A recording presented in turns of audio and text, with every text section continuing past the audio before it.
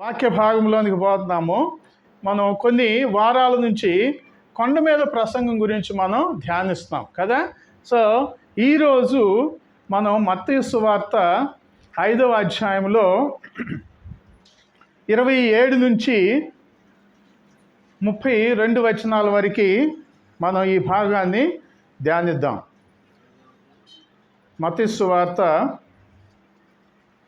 5వ అధ్యాయము 27 నుంచి 32 వచనం వరకు కూడా మనం ధ్యానిద్దాం.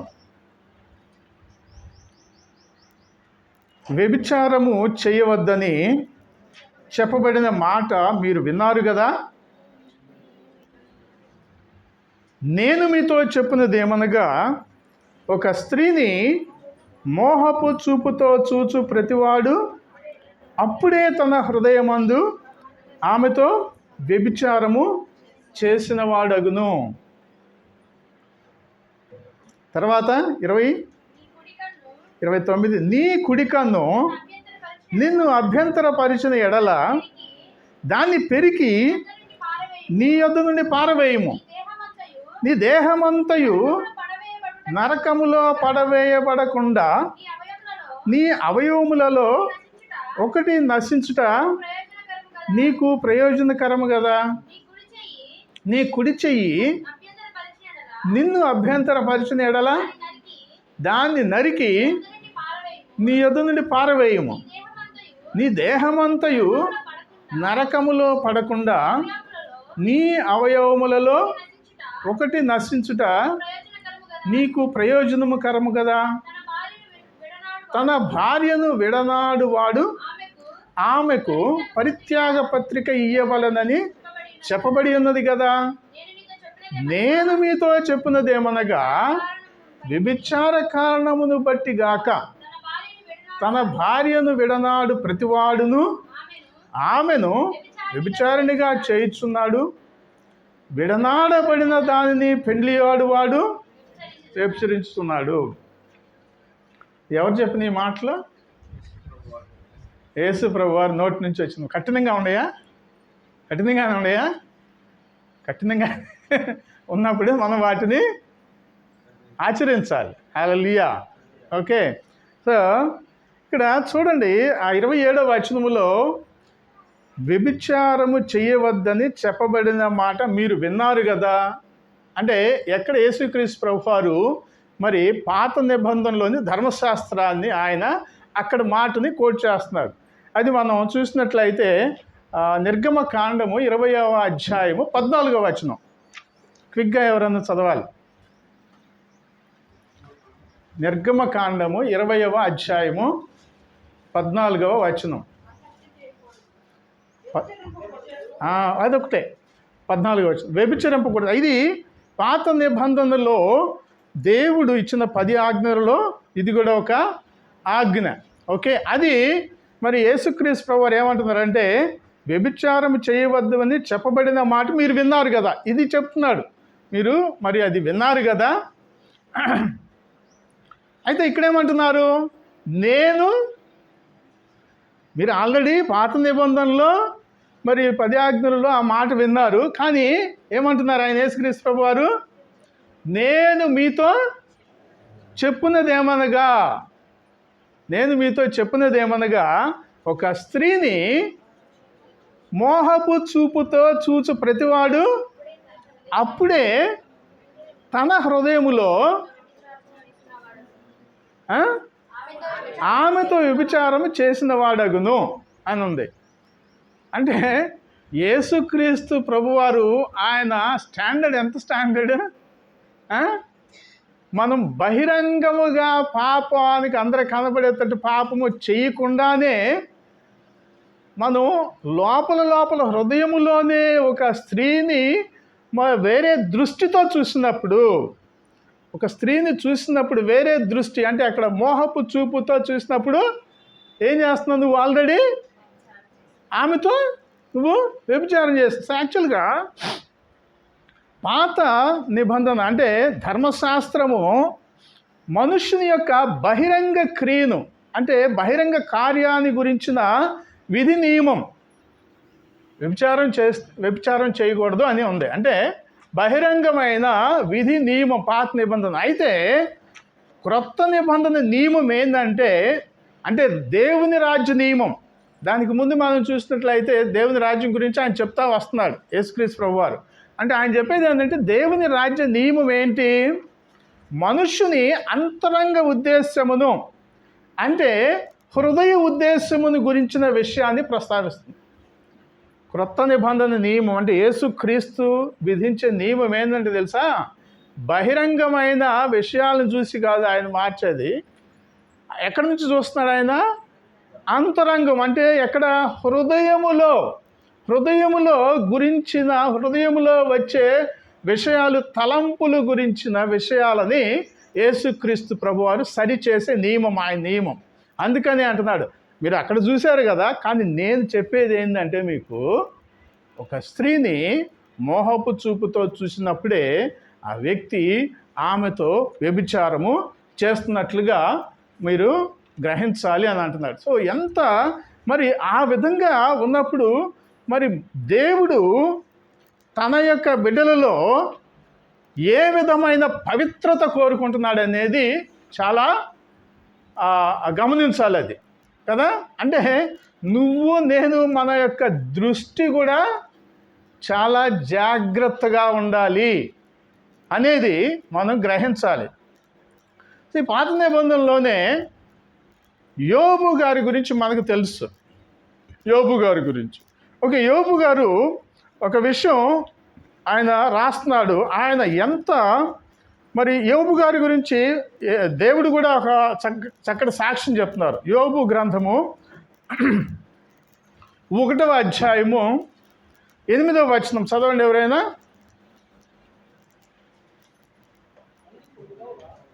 అందుకు యెహోవా,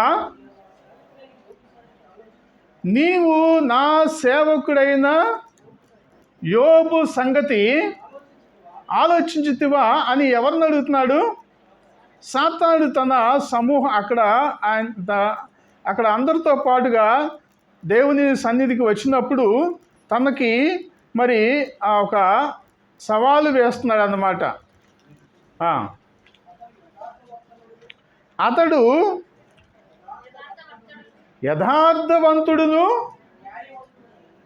న్యాయవంతుడునై దేవుని యందు భయభక్తులు కలిగి చెడుతనము విసర్జించిన వాడు భూమి మీద అతని వంటి వాడు ఎవడును లేడు. ఎవరు చెప్తున్నారు యోబు గురించి సాక్ష్యం? దేవుడు చెప్తున్నాడు, సవాలు చేస్తున్నాడు సాతానునికి. నా సేవకుడైన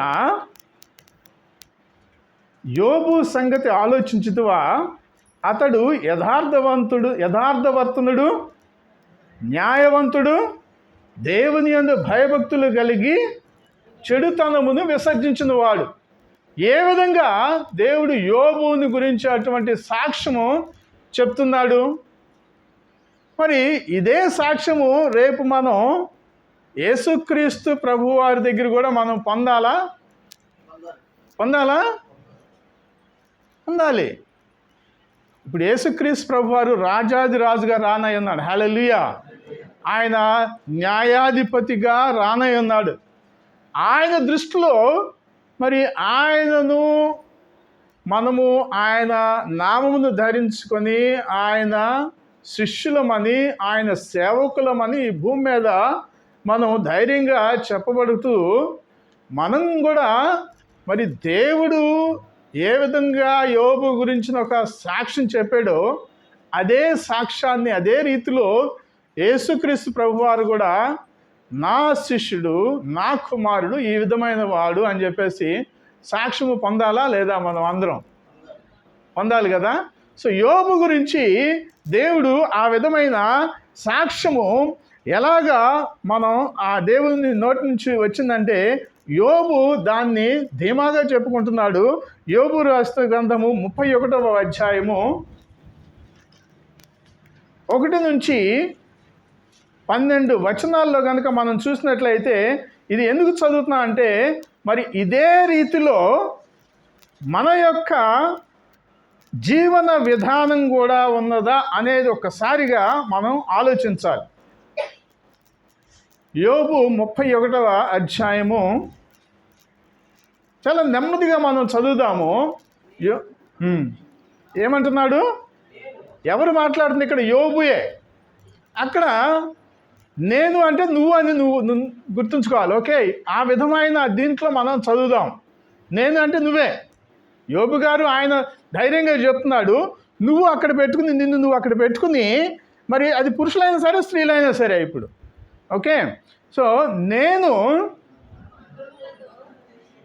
ఎవరి కన్నులతో? నేను నా కన్నులతో ఒక నిబంధన చేసుకున్నాను. ఏం చేసుకున్నాను? కన్యకను నేను ఎలాగూ చూచుదును.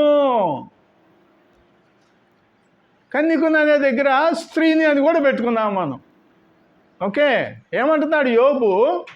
చూడండి, దేవుడు యోబు గురించి అంత గొప్ప సాక్ష్యం ఇస్తున్నాడంటే యోబు యొక్క జీవితము ఎంత గ్రేట్గా ఉందో, ఆయన ఎంత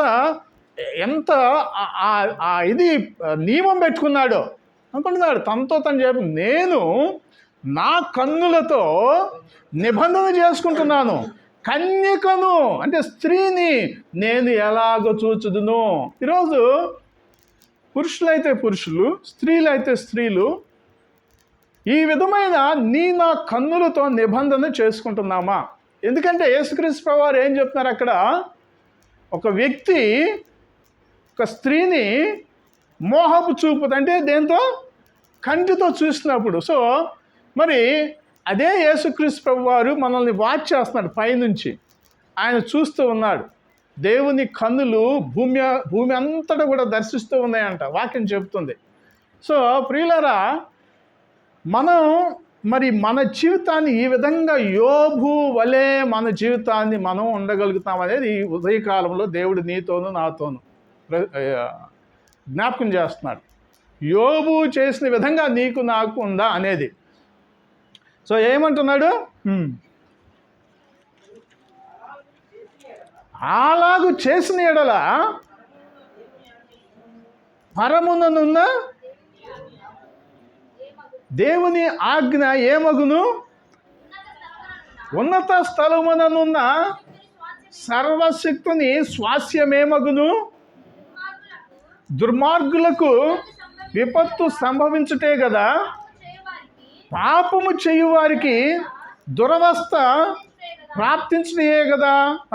ఇక్కడ మనం చూస్తున్నాము, ఎలాగు చేసిన ఎడల, అలాగు చేసిన ఎడల అంటే ఎలాగు చేసిన ఎడల నీ కంటితో, అంటే ఆయన అంటున్నారు నా కంటితో నేను ఏ విధంగా చూడగలను ఒక స్త్రీని, ఒక కన్యకని అంటే.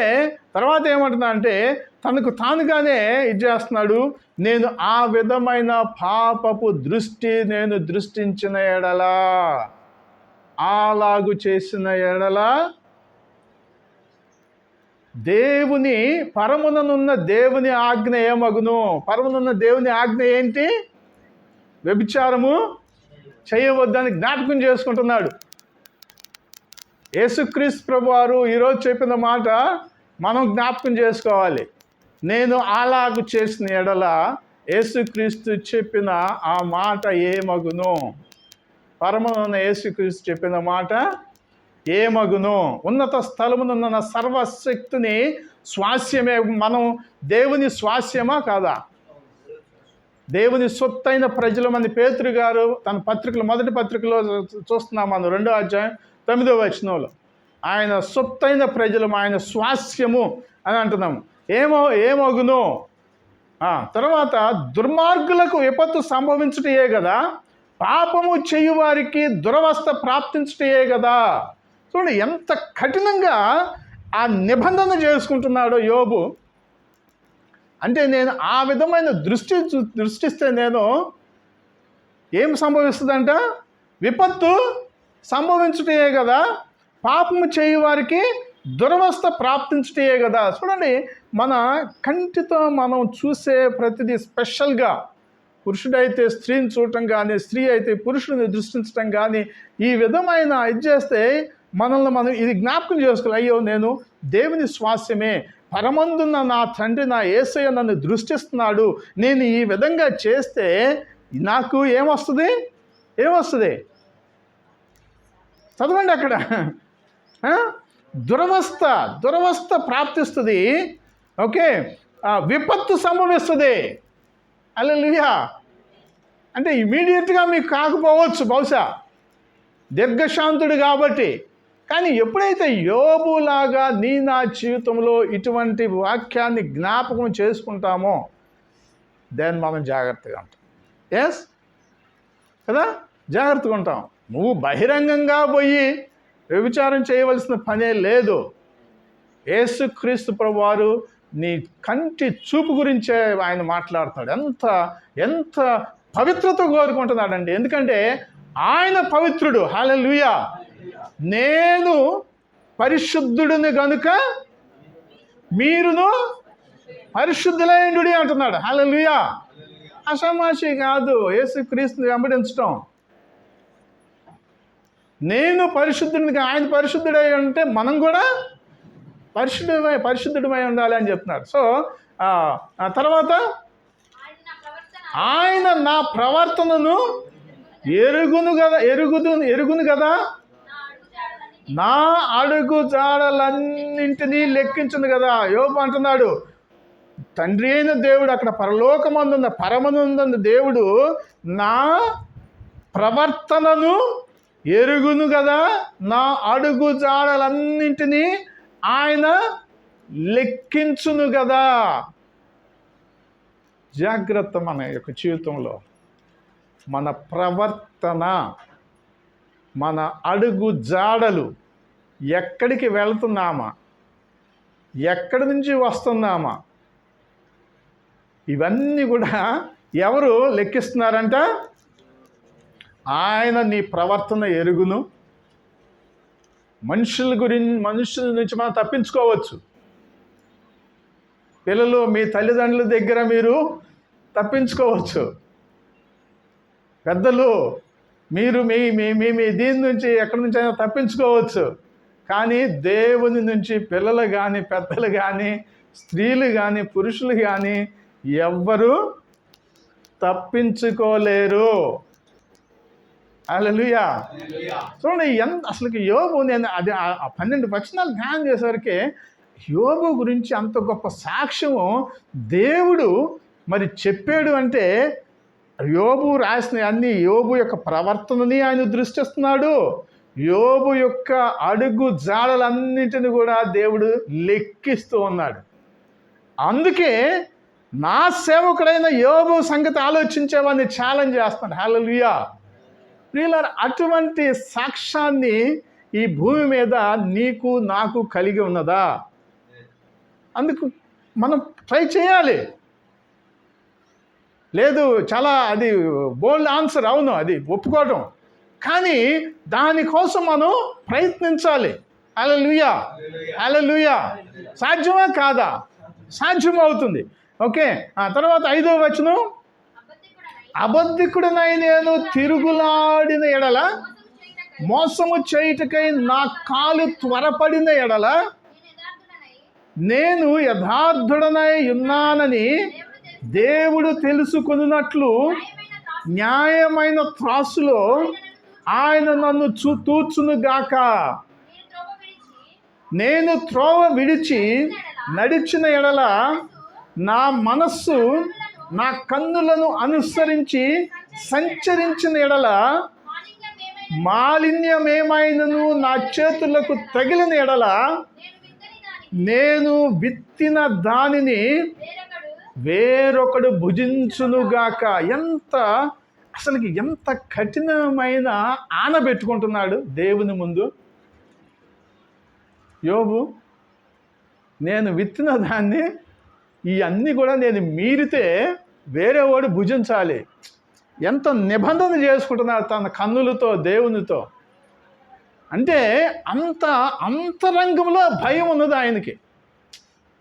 నిన్న మన ఫ్రైడే మీటింగ్లో కూడా మనం చెప్పాం, ఒక ప్రమాణం చేసుకోవటం అంటే, ఓకే, దేవునితో ఇటువంటి నిబంధన చేసుకోవాలి. మనం మన కన్నులతో దేవుని ముందు పెట్టుకుని నేను ఈ విధంగా చేస్తే ఈ విధంగా అవునుగా. కానీ ఎప్పుడైతే నువ్వు నీ అంతరంగానికి అటువంటి భయంతో కూడిన ఒక శాసనాన్ని మనకు మనమే శాసనం చేసుకోవాలి.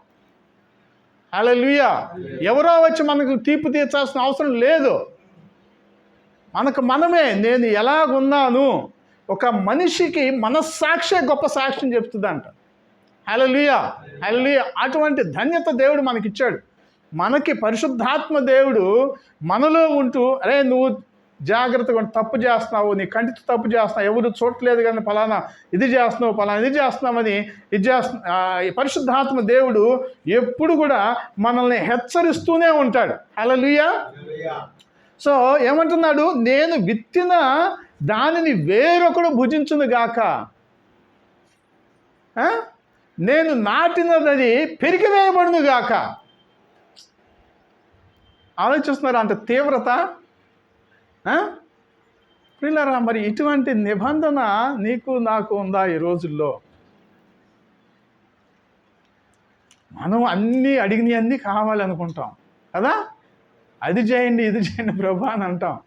కానీ దేవుడు వాంఛిస్తున్నట్లుగా మన జీవితాల్లో పరిశుద్ధత అనేది మనం జ్ఞాపకం ఉంచుకుంటున్నామా? దేవుడు వాంఛిస్తున్న రీతిలో నా జీవితం అనేది జీవించగలుగుతున్నామా? చూడండి, ఆ తర్వాత ఏమంటున్నాడు, ఇక్కడ డైరెక్ట్గా వస్తున్నాడు. అంటే ఇదంతా కూడా దాని గురించి. యాక్చువల్గా నేను ఎక్కడ హృదయమున పరస్త్రీని మోహించిన ఎడల నా పొరుగువాని ద్వారమున. ఎంత డైరెక్ట్గా మాట్లాడుతున్నాడండి, ఎంత డైరెక్ట్గా మాట్లాడుతున్నాడు. నా పొరుగువాని ద్వారమును నేను పొంచి ఉన్న ఎడల, అంటే నక్కి నక్కి పాపము చేయటానికి ఉన్న ఎడల, పొంచి ఉన్న ఎడల. ఏమంటున్నాడు? ఇది నేను మైక్లో చెప్పడానికే అది అంత, అంటే అంత డైరెక్ట్గా రాశాడు. దేవుని వాక్యం కూడా రాశాడు. ఏమంటున్నాడు అక్కడ? నా భార్య వేరొకని తిరుగలి విసురునుగాక, ఇతరులు. ఎంత అది మాట్లాడటానికే. కానీ ఎవరు చెప్పారు ఇది? దేవుని చేత సాక్ష్యము పొందిన యోబు చెప్పాడు. ఎంత కఠినమైన నిబంధన తనకు తానే విధించుకుంటున్నాడు.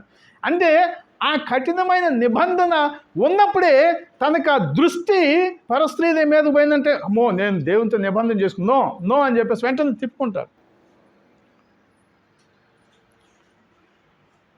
కదా.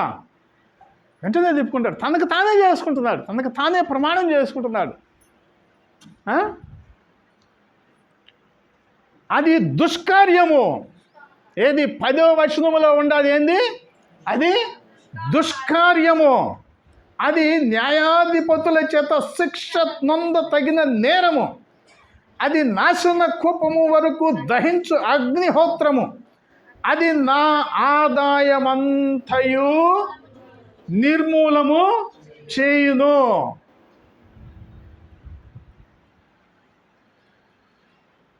ఈ తీవ్రత చూస్తున్నారా? తనకు తానే ఒక నియమం పెట్టేసుకుంటున్నాడు. ఆ పాపం గురించి ఎంత తీవ్రమైన నియమాన్ని పెట్టుకుంటుంటే తనకు తానే సైపించుకుంటున్నాడు. అది కనుక అది దుష్కార్యము, అది దుష్కార్యము. ఏమంటున్నాడు? అది దుష్కార్యము.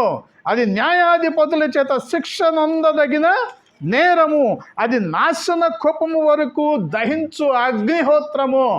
అర్థమవుతుందా ఈ లాంగ్వేజ్? ఈ భాష అర్థమవుతుందా ఎంత తీవ్రతరంగా ఉందో? అది నా ఆదాయమంతయు.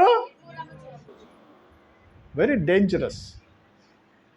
యేసుక్రీస్తు ప్రభువారు ఆ కొండ మీద ప్రసంగం చేసింది వీటన్నింటి నుంచి మీరు జాగ్రత్తగా ఉండండి అని హెచ్చరించాడు. హల్లెలూయా. మనం దుష్కార్యములో పడిపోకుండా ఉండటానికి, నిత్య అగ్నిహోత్రములో పడిపోకుండా ఉండటానికి, మనం సంపాదించే ఆదాయం అంతా కోల్పోకుండా ఉండటానికి ఎంత ఘోరమైన పాపము. దేంతో చేస్తున్నాము పాపం? దేంతో? కళ్ళతో. హల్లెలూయా.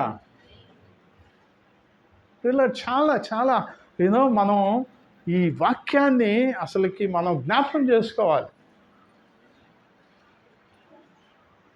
ఎప్పుడైతే ఆ విధమైన యోబు లాంటి నిబంధన నా జీవితంలో కనుక ఉంటే, మనం ఎంత ప్రియంగా యేసుక్రీస్తు ప్రభు వారు కూడా, ఆహా నా కుమారుడు, నా కుమార్తె, ఆయన భూమి కిందకు చూస్తూ, అరే నా కుమారుడు, నా కుమార్తె ఎంత గొప్ప సాక్ష్యంగా జీవిస్తున్నాడు. హల్లెలూయా, హల్లెలూయా. మరి ఆ సాక్ష్యము నీ జీవితంలో, నా జీవితంలో మరి కలిగి ఉందామా అని చెప్పేసి మనం నేర్చుకోవాలి. హల్లెలూయా. యోబుకి కలిగిన ఇది ఇంకోసారి చదవండి ఇంటికి పోయిన తర్వాత. స్త్రీలు పురుషులు ఇద్దరు కూడా చదవండి, భార్యాభర్తలుగా చదవండి. ఇది యాక్చువల్గా ఈ వాక్య భాగము అదే 27 నుంచి 32 వచనాలకు వరకు కూడా దానికి ఏంటంటే శాంక్టిటీ ఆఫ్ మ్యారేజ్, అంటే వివాహ జీవితం యొక్క పవిత్రత గురించిన విషయాన్ని యేసుక్రీస్తు ప్రభువారు ఆ వాక్యాలలో ఇచ్చేశారు. ఈవెన్ మీ వివాహం కాని యంగ్స్టర్స్ కూడా ఇది మీరు జ్ఞాపకం ఉంచుకోవాలి. రేపు పొద్దున్న ఏదో టైంలో మీకు కూడా వివాహం జరుగుతుంది, మీరు కూడా కుటుంబ జీవితం జీవించాలి. దయచేసి జ్ఞాపకం చదవండి. మరలా దేవుడు ఎంత వివాహ జీవితాన్ని ఎంత పవిత్రంగా చూస్తాడో, ఎంత విలువైనదిగా చూస్తాడో అనేది మనం జ్ఞాపకం చేసుకోవాలి. ఓకే, సో ఇంకొక వాక్యం కూడా అపోస్తులైన పౌలు కొరింథీ సంఘానికి రాసిన మొదటి పత్రికలో 6వ అధ్యాయము 9వ వచనము ఎవరైనా దయచేసి చదవండి. అపోస్తులైన పౌలు కొరింథీయులకు రాసిన మొదటి పత్రిక 6వ అధ్యాయము 9వ వచనం. ఏమైనా చదువుతారా తీసిన వాళ్ళు? అన్యాయస్తులు దేవుని రాజ్యమునకు వారసులు కానేరని మీకు తెలియదా? మోసపోకుడి, జారులైనను, విగ్రహారాధికులైనను, వ్యభిచారులైనను, ఆడంగితనము గలవాడైనను. ఓకే, సో అది వద్దు. కానీ ఇక్కడ ఏమంటున్నా, అన్యాయస్తులు దేవుని రాజ్యమునకు వారసులు కానేరని మీకు తెలియదా? మోసపోకుడి, మిమ్మల్ని మీరే మోసపుచ్చుకోకండి. ఎవరు ఆ అన్యాయస్తులు అనేది ఉదాహరిస్తున్నాడు. జారులైనను అంటే జారత్వము, వ్యభిచారం అనేది కూడా అక్కడ లిస్టులో ఉంది. అంటే వ్యభిచారం అంటే యేసుక్రీస్తు దృష్టిలో ఏది వ్యభిచారం? వెరీ గుడ్, మోహపు చూపు. స్త్రీ పురుషుని చూసినా, పురుషుడు స్త్రీని చూసినా అదే. వివాహితుని చూసినా, కన్యకను చూసినా, వివాహము కాని వ్యక్తిని చూసినా కూడా, వివాహమైన వ్యక్తిని చూసినా కూడా మోహపు చూపు అనేది కంటితో నువ్వు చేసే పాపము. శరీరము దానిలో ఇన్వాల్వ్ కాకపోయినప్పటికీ కూడా నీ కంటి చూపే నువ్వు చేసిన దానిని నీకు రూఢీపరుస్తుంది.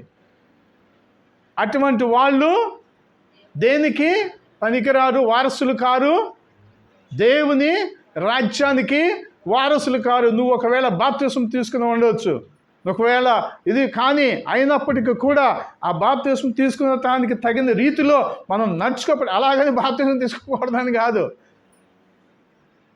భయపడటం కాదు. ఇప్పుడు ఏదైనా కూడా నువ్వు అంతే. ఇప్పుడు బాప్తిసం తీసుకోకుండా అటువంటి పాపం చేస్తే, బాప్తిసం తీసుకుని ఈ పాపం చేసినా కూడా పాపమే కదా. కానీ జాగ్రత్త అన్నమాట. సో మనము దేవుని రాజ్యానికి అర్హులము కాము. ఇది మన జీవితాల్లో మనం జ్ఞాపకం. అంటే ఇక్కడ మీకు సందేహం రావచ్చు, వ్యభిచారం అంటే ఏమిటి, జారత్వం అంటే ఏమిటి? 2 పదాలు ఉంటాయి యాక్చువల్గా బైబిల్లో. సో వ్యభిచారం అంటే అది అవివాహితుడు, వివాహేతర సంబంధము ఉంటే అది దాన్ని వ్యభిచారం అంటారు. అంతేనా Shekhar? అవివాహిత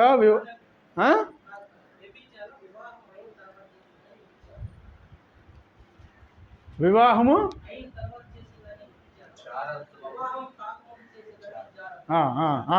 okay okay sorry yes okay okay. So అటు ఇటు నేను రాంగ్ చెప్పాను.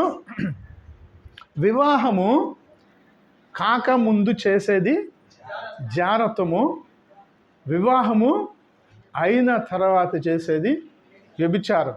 బట్ రెండు ఈక్వలే. జారత్వము చేస్తున్నా అంటే మీకు ఒకసారి ఆ డౌట్ రాకుండా ఉండటానికి మనం క్లారిఫై చేసుకుంటాం. కానీ ఏది తక్కువ కాదు, ఏది ఎక్కువ కాదు, రెండు సేమే. జారత్వం చేసినా వ్యభిచారం చేసినా కూడా దేవుని రాజ్యానికి వారసులు కానేరరు అని చెప్పేసి మనం ఇక్కడ క్లియర్గా మనం చూస్తాం. అంతేకాకుండా గలతీయులకు రాసిన పత్రికలు కూడా అదే హెచ్చరిక చేస్తున్నాడు. 5వ అధ్యాయము 19వ వచనం, అక్కడ కూడా ఇదే ఈ లిస్టే ఉంటుంది.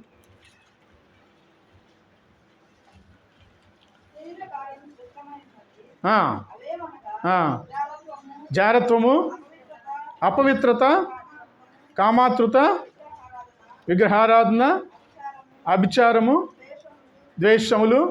ఓకే, ఇవన్నీ కూడా చెయ్యవారు ఆ చివరి చదవమా,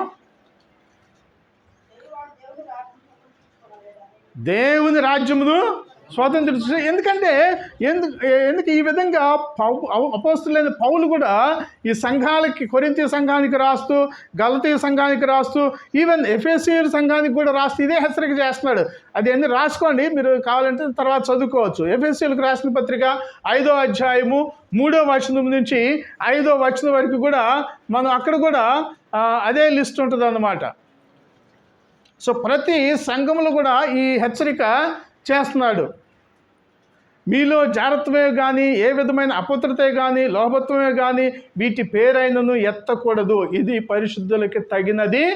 అసలు ఆ పేరే ఎత్తకూడదు అంటున్నాడు ఎఫెసీయులకు రాసినప్పుడు పౌలు. ఓకే, సో అందుకని ప్రియులారా, ఎంత ఇది ఆ ఘోరమైన దేవుడు ఘోరంగా దీన్ని దృష్టిస్తున్నాడు. దేంతో? కంటితో చేసే పాపాన్ని మనం చూసిన దేవుడు, అది ఆయన చాలా గొప్ప. అది ఒకవేళ ఆ దృష్టే మోహపు దృష్టిగా ఉన్నప్పుడు ఆ పాపమును నువ్వు చేసినట్లుగానే ఆయన ఇచ్చేస్తున్నాడు. కాబట్టి అటువంటి వారు దేవుని రాజ్యమునకు వారసులు గారు, స్వతంత్రులు గారు, హక్కుదారులు కూడా కాదు. అందుకని ఈ విషయంలో ఇంకొక వచనం కూడా మత్తయి గారే తన సువార్తలో 15వ అధ్యాయం 19వ వచనం కూడా మరి యేసుక్రీస్తు ప్రభువారు ఇంకొక సందర్భంలో కూడా మరి పరిసయ్యులు ఆయనని మరి ఇచ్చేయాలని చెప్పేసి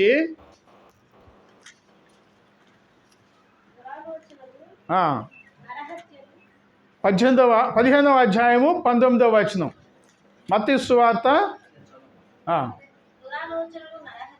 దురాలోచనలు, నరహత్యలు, వ్యభిచారములు, వేశ్యాగమనములు, దొంగతనములు, అబద్ధ సాక్ష్యములు, దేవదూషణలు ఎక్కడి నుంచి వస్తాయి? హృదయములో నుండి వచ్చును. ఇవే మనుష్యుని అపవిత్రపరుచును కానీ చేతులు కడుక్కొనగా భోజనం చేయటం మనుషుని అపవిత్రత పరుచుదని చెప్పాను. అక్కడ వాళ్ళు పరిసయ్యులు వీళ్ళందరూ కూడా నీ శిష్యులు చేతులు కడుక్కోకుండా భోజనం చేస్తారంటే అప్పుడు చెప్తున్నాడు అన్నమాట. చేతులు కడుక్కుని భోజనం చేసినంత మాత్రాన, చేతులు కడుక్కొని భోజనం చేసినంత మాత్రాన అపవిత్రత అనేది దాని నుంచి రాదు. ఇటువంటి ఆలోచనలు ఎక్కడి నుంచి వస్తాయి? హృదయంలో నుంచి వస్తాయి. కాబట్టి ఆ హృదయంలో నుంచి వచ్చే ఇటువంటి ఆలోచనలే మనుష్యుని అపవిత్రపరుస్తాయి. సో ఇవన్నీ కూడా మనం చూసినట్లయితే మరి మన యొక్క కంటి ద్వారా హృదయంతో చేసే పాపము, హృదయంతో చేసే ఆ పాపపు ఆలోచనలు మనుష్యుని ఎంతగా ఇచ్చేస్తాయంటే అది పాపము చేసినట్లుగానే దేవుని యొక్క దృష్టిలో అవుతాయి. కాబట్టి మనం జాగ్రత్తగా ఉండాలి. ఓకే, సో 29-30 వచనాలు చదివినట్లయితే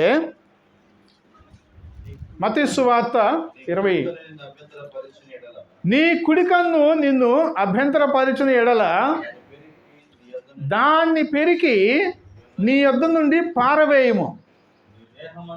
నీ దేహమంతయు నరకములో పడవేయబడకుండా నీ అవయవములలో ఒకటి నశించుట నీకు ప్రయోజనకరము కదా. నీ కుడి చెయ్యి నిన్ను అభ్యంతరపరిచిన ఎడల దానిని నరికి నీ యొద్ద నుండి పారవేయము.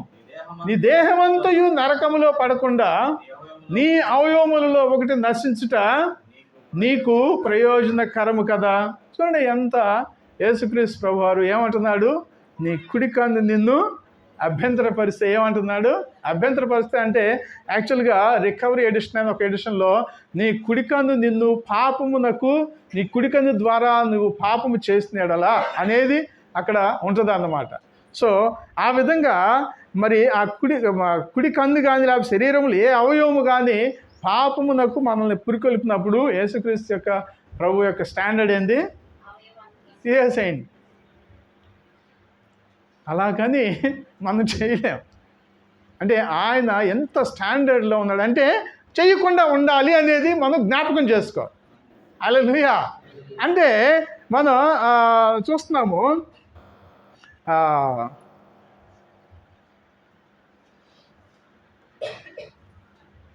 అక్షరాల మనం కన్ను తీసివేయమని కాదు కానీ, కన్ను కానీ లేకపోతే అవయవాలు తీసివేయకూడదని కానీ అపోస్తలుడైన పౌలు రోమీయులకు రాసిన పత్రిక 18వ అధ్యాయంలో ఒక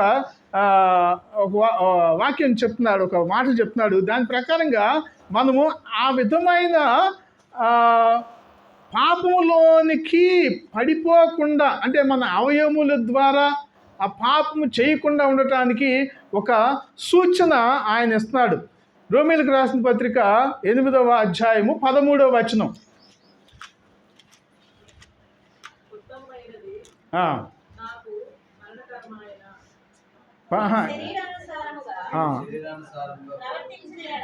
మీరు శరీరానుసారముగా ప్రవర్తించిన ఎడల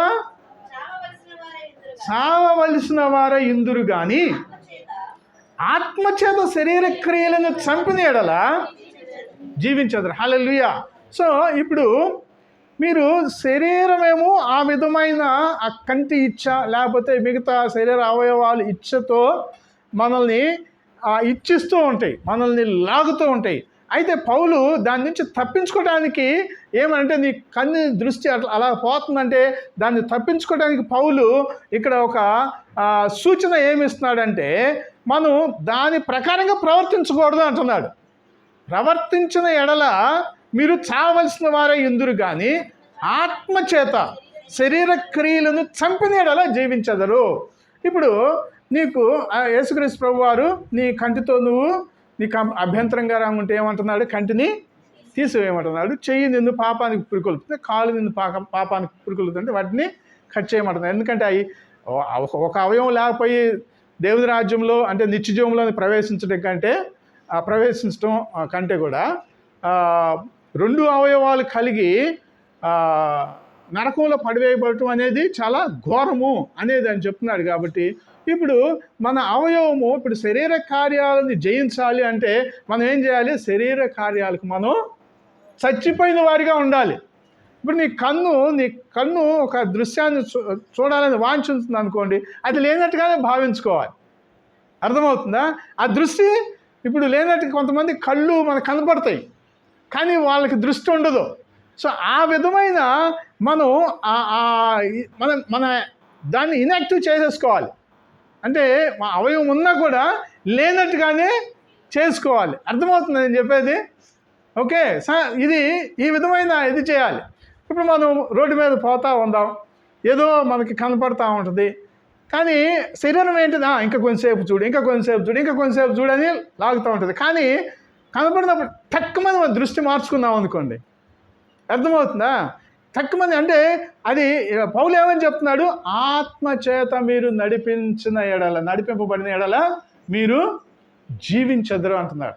అంటే మనకున్న ధన్యత ఏంటంటే పరిశుద్ధాత్మ దేవుడు మనలో ఉన్నాడు కాబట్టి నువ్వు అలా చూడకూడదు అని, ఎప్పుడైతే అలా చేయకూడదు లేకపోతే ఆ విధంగా అటువైపు వెళ్ళకూడదు, ఆ నడక నీకు మంచిది కాదు అని ఎప్పుడైతే మన పరిశుద్ధాత్మ దేవుడు మనల్ని హెచ్చరిస్తున్నాడో అప్పుడు ఆ భాగాన్ని ఇనాక్టివ్ చేసేసుకోవాలి.